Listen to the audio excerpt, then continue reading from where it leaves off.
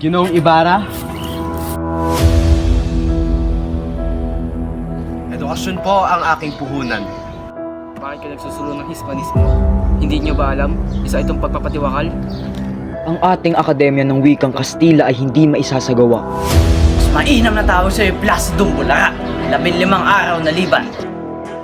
Nais mo ba makalaya si Basilio? Oo po. Maganda ka na. Ating susundin si Maria Clara. Ngunit Ginoo, umanaw na si Maria Clara. Ang mga kagustuhan natin ay hindi nagtutugma. Pangarap kong maabot ang mga tala at sa iyo'y mas mahalaga ang sinilangang lupa. Wala tayong mag-aalaga ng pato.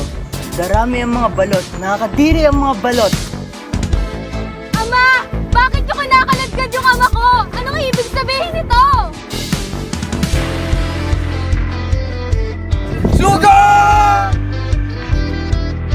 Avante! Fuego!